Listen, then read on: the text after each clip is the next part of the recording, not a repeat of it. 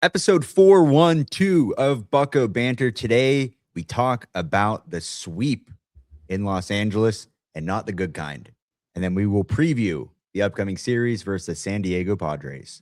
You're listening to the Bucco Banter podcast, brought to you by the Just Baseball Media Network. Cue the music. Rockin' 101, she compliment my taste. Whiskey in my lemonade, cause I like the way it tastes. Best seats at the Pirates, and they let me run the base. Yeah, my time is like my money, cause I can't afford to waste. Wifey is a lawyer, take my date to my dates. Or the steak by the plate, sending case after case. Run my race at my pace, clear the grass of the snakes. Welcome back to another episode of Bucco Banter. I am not feeling well. Adam and Jay, I'm actually quite distraught after this series. What felt like close in score really felt further than it really appeared. Does that make sense to everybody? Yeah. Anytime you get swept, there's moments that you could pick apart where it's like, oh, okay, well, maybe, if this game went this way or one pitch went our way, and maybe, extra innings doesn't happen or this, it's no matter which way you look at it, they got swept. It doesn't even matter, right? Like it could be all one-run games, but it was a good weekend for me to get away and not watch as much baseball as I usually did. And I'm a sicko, and I still snuck away for moments to try and watch the game. And the big takeaway I had, 39 strikeouts over 3 games. Yeah. I mean, we knew that coming in, right? They're facing 3 of the most prolific pitchers in the game this weekend, and we're like, all right, maybe they can squeak one out, maybe they can surprise people, but that wasn't the case, fellas. That wasn't the case at all, to be honest with you. And then people were talking about Friday, what a heartbreaking loss, and we talked about it on our live show this Saturday at Allegheny Coffee, me and Jim. But was it heartbreaking? Because they weren't really in it until the very end when O'Neal Cruz hit that two-run homer to tie it up, and then they had a chance. But like, to call it heartbreaking seems misleading at this point. Every loss is, I don't know, it's just a loss at this point. Like, how could you say anything's heartbreaking, right? It's heartbreaking when you're heartbreaking. It like kind of include or I guess takes in the fact that you're maybe in it, and it never felt that we were in it, right? That's where I'm going. If we were in it, like just in the season right now, and they're showing us why we believed in this team in the first place, and yeah, it's heartbreaking, but it was already going to be a tall task going into LA. Winning one, I would have walked away from this being like, all right, fine. You beat one of Yamamoto, Skubal, or Blake Snell. And you just didn't do either. Like, you went up on a couple of games, and from afar when I'm watching it, I'm like, all right, that's fine. And then Jay's like, this game's miserable. I'm like, why is it miserable? I'm watching on my phone. I'm getting updates. It looks close. Like, Skubal's dominating us right now. After the first inning, it was Cy Young Skubal. Great. Fantastic. Just really, really disappointing to come off of a couple of series W's and then know that you're going up against a giant and not really perform to the best of your abilities. There are some positives to take away. O'Neal Cruz has some pop left in the bat.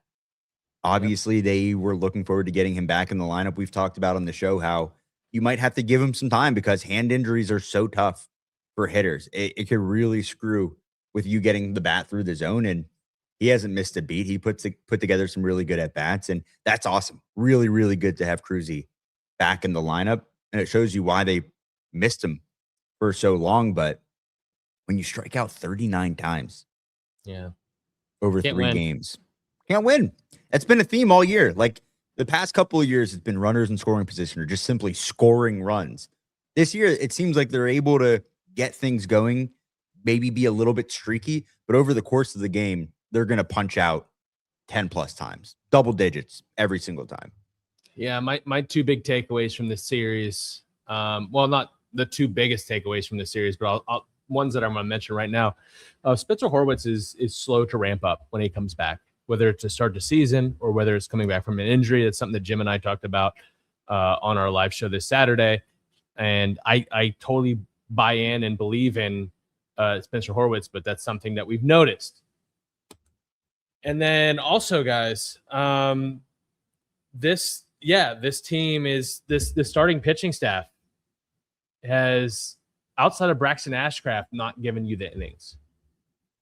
Braxton Ashcraft is the only one that has gone past the 5th inning over the past like week and a half, I think it was. And I might be overstating that, but like it's around that, right? They haven't gotten length out of their bullpen, and I'm frustrated because I think Antoine Kelly deserves being in the big leagues at this point. I really do. And I don't like the way they've handled him, but I think it's because they've had to do it, right? They needed another arm today, a fresh arm, and they brought up Christian Curtis. And I think Christian Curtis, that'll be a conversation we can have next, deserves a look in this rotation going forward to end the season. 3 innings, 1 walk, 1 K. He's been nails at the 2 appearances he's had in the big leagues. And we saw the first one up in Cleveland, but I know that the minor league numbers aren't sexy, but Christian Curtis deserves a chance. And I think Antoine Kelly, going back to the previous person, deserves a look after his last 2 appearances. I mean, in Cincinnati, he was nails, and then he comes up and he pitched a scoreless inning last night. The up and down, like mentally, I don't like that for a prospect that you're so invested in. Before we move on, Jay has a couple of words on Tarek Skubal. I want to talk about the Pirates pitching actually real quick. I thought Mason Montgomery looked really good again in that game. And some of the other like things we saw from guys in the rotation, honestly, I thought Bubba looked pretty good too. He just had a couple of pitches that guys put good swings on. Like I saw multiple tweets from multiple different people about the Muncy home run that he gave up in that game. That wasn't a bad pitch whatsoever. It was 100 up and in that he just happened to get to and hit out. So, like, I don't think that we can necessarily hang our heads completely on the pitching just because, like, I think that there's still a lot to like with these guys. We just got outplayed more than anything, honestly. Yeah. And I mean, it's totally fair. From what I watched this series is we weren't the better team in any of those games. And that's the hard truth. I'm not trying to be tough on the team, but that's just the hard truth. Yeah. Jay mentioned in the chat, Horwitz is 6 for 52 with a 0 WRC plus in August. Yeah, nice poke the other way off of Blake Snell today. 1 of 2 hits in this game.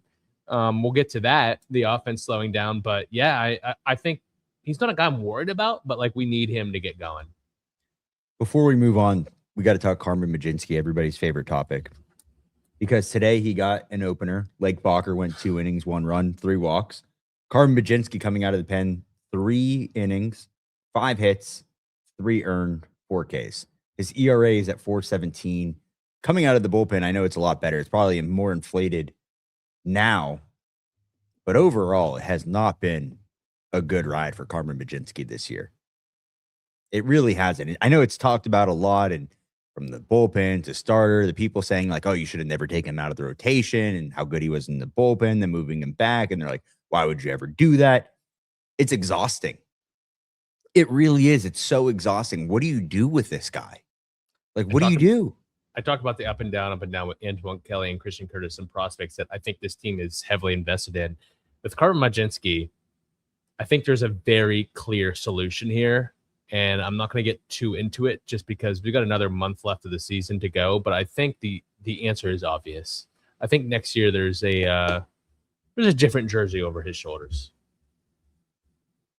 Yeah. What's the value? Like the value this year has also been diminished significantly because if he's only coming out of the bullpen, he's one of the better arms in the league probably. We're having a different conversation, but because of the going back and forth and the snip snap that we talk about, it's tiring. I hate talking about it. It's just a weird vibe when you're going into this situation. But real quick too, like the role that they've used him in out of the pen has not been, I think, beneficial to him in a way. And I want to preface my words here because I do think like he's not a starter, and we've been saying that. Like he's not a starter. Did he provide his valuable innings at the beginning of the year? Sure, here and there. But being a piggyback, being a guy that's like basically a starter, but starting in the 3rd inning, like that just doesn't work for him. He needs to be a high leverage guy. I think. Yeah, you can't rely on that. You can't rely you're just on going that. to set away every 5 days to do exactly this situation every single time. It can't be. Prior to today, he had a 5.85 ERA as a starter, 2.15 as a reliever. And then the second time through the order as a starter, he's not good, Scott. 7.17 ERA with opponents slugging near 500. Again, 7.17 ERA the second time through the order. I know Carmen doesn't want to hear that. He talked about it a lot. He's tired about hearing the second time, third time through the order, but the numbers speak for themselves. And A lot of times you can kind of go around the numbers and say, hey, it's not what the eyeball test shows. It's both here. It's clear as day what works and what doesn't work for Carmen Majinski. And that's going to be a huge topic going into the offseason, an offseason filled with a lot of question marks, right? And you're lining up to have a losing record right now. So there's going to be some changes. It's not panning out the way you wanted it to. And for a guy who we thought could be a very valuable piece to this roster, there's more negatives than positives. More headaches than anything, I think, is the frustrating part, right? But there's going to be a lot of things to address in the offseason. I think he's at the top of the list, if not, up there. But it's frustrating. I don't really understand their strategy through this last couple months of the season with Carmen, using him as an opener, using him as a guy that comes in after the opener, using him as a one-inning guy, using him as Jared Jones' piggyback. It's been all over the place. They haven't really done him a service, but he also needs to have a better attitude coming to the ballpark, and I think that goes without saying. Anyways, we're not going to spend too much time on Carmen Majinski. I think it's pretty obvious what's going on there. You know what, boys? Like this has been a tough series, a very tough series, and we wanted to take at least one, and we didn't. Thought we were close 2 out of 3 games to do so.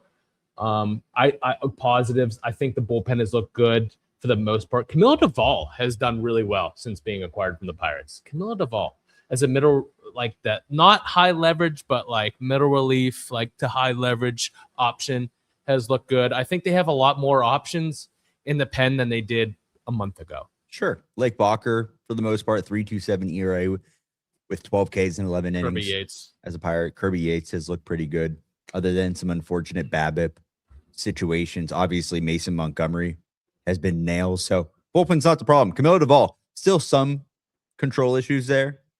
Maybe a little bit Johan Ramirez-esque at the beginning of the year where the stuff is really good and you don't know where it's going. But yeah, they addressed the bullpen. It's just an unfortunate situation now where you can't score runs and the starting pitching is just not doing what you need it to do. But like you mentioned, you could look at what we're talking about. Like, we don't need to harp on all this. It's disappointing. It really is. I'm hoping you play some competitive baseball in San Diego, because then right after that, you got to go to St. Louis. And you know how that goes most of the time. So division series are never easy. They usually don't play well against San Diego. So you got to salvage some of the middle part of this road trip. Just the middle part of it. Because if they play any worse than they did in the Dodger series, I'm going to get in significant trouble. And I'm going to have to rely on the fine folks over at Farrell, Weaver, and Oaken to get me out of jail. Because I can get pretty pissed off watching this stuff. And listen, free consultation, because when it matters most, experience matters. Criminal defense and appellate representation. Farrell, Weaver, and Oaken has you covered. Call them today for a free consultation. Also, shout out to our sponsors at 44 Pro, because they sent us some sick gloves in the mail. We gave away one of them at the game a couple of weeks ago. Now I got this all red outfielder's glove, and I can't wait to give this away to somebody. First of all, let's imagine that glove on a City Connect Pirates jersey on a Friday night at Fancy Park. Disgusting. And if you're a little bit more like, hey, I want to be a little bit more flashy, whatever, we're going to San Diego this weekend. You want them kind of the Miami Vice That's awesome. type colors, infielder glove. We're going to give away both of these. 44pro.com. Use the code Bucco20 for 20% off an entirely custom glove. Only $200, by the way, which for a custom glove where you get to customize every single detail of this thing is extremely cheap to begin with.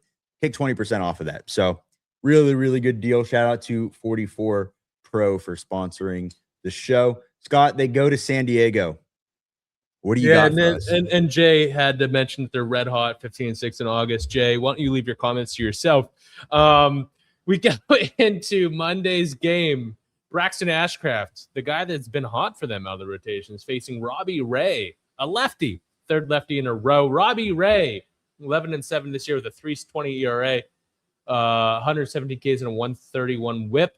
On May 8th, 8th when he was a Giant against the Pirates. 6 innings, 4 hits, 1 earned, 4 walks, 7 Ks, and a 5-2 San Francisco win. He'll throw the 4-seam slider, change, sinker, curve at you. Mostly 4-seam slider guy. He's a high strikeout mid-rotation arm, capable of dominating stretches when the fastball command is synced up. Fastball slider combo remains effective enough to overpower lineups when ahead in counts, but his overall effectiveness still hinges on strike throwing. The command can waver at times. The change, increasingly more important weapon versus right-handed hitters. Tuesday, you get Skeens versus right-handed pitcher Michael King. This year, King is 8-9 with a 3.38 ERA in 26 games, 149 innings pitched, 128 Ks with a 1.17 WHIP. This year, back in April, he faced the Pirates, went 6 innings, 4 hits, 2 earned, 3 walks, 4 Ks, and an 8-2 San Diego win. The arsenal, you're getting a sinker, change, sweeper, 4-seam slider, pitch design, success story, a former bullpen arm who now thrives on a deep, deceptive arsenal. His sweeper changeup combo gives him weapons against both sides of the plate, and his ability to mix shapes makes him extremely difficult to game plan against. He expands the zone with the sweeper when ahead, which brings us to Wednesday. And Scott, before you get into Wednesday, make sure you go to buccobantr.com, enter your email, go to your email, very important, opt in, and you'll get all these breakdowns and more before every series. Who do we got on August 26th? So confirmed, we have Bubba Chandler starting for the Pirates, but the Padres are TBD. As it looks, it'll be Randy Vasquez, right-handed pitcher who has a 7-pitch mix. He's 9-6 this year with a 4.19 ERA in 25 games, 74 Ks and a 1.31 WHIP. This year, his increased velo and a more aggressive approach has given his deep pitch mix more life than it previously had. He was more of a pitch-to-contact guy, but now the velo lets it play up a little bit more. Comes at you with 3 different fastball varieties with plus command. The slower breaking ball provides velo separation from the fastball and generates weak contact. This is more of like a mid and back end rotation starter who is going to just dink and dunk you with 7 pitches that he can throw for strikes. And we'll see what we can do with this pitch mix. Obviously, we have a lefty to start the series, but we're ending it with 2 righties. Hitter of the week is O'Neal Cruz, and that's brought to you by Smashed Waffles in Oakland. Mentioned the Bucco Bantr home run of the week. I suspect one of his home runs is going to be one of the Bucco Bantr home runs of the week, the Smash home run of the week.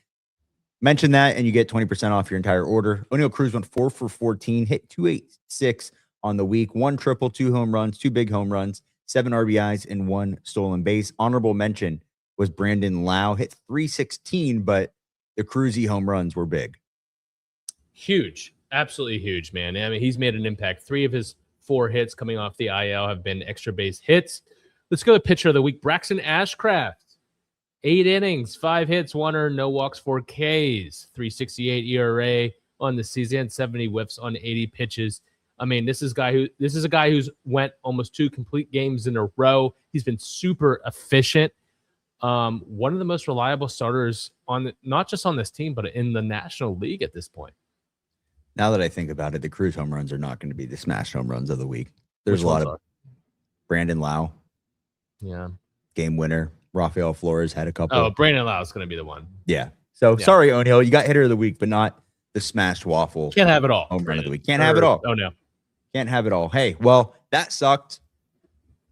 That did. That was bad. But the beautiful thing is you play tomorrow.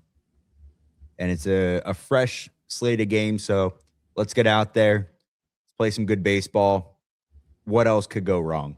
Right? Like everything pretty much went wrong this weekend. Couldn't win a game. You got San Diego next. Time to bounce back. Yeah, we got Robbie Ray, another lefty, guys, a veteran lefty who knows how to pitch us.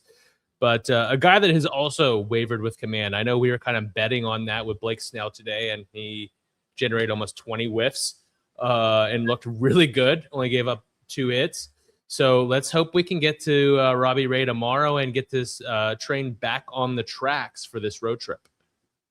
All right. Episode 412. Wish it could have been a more positive one.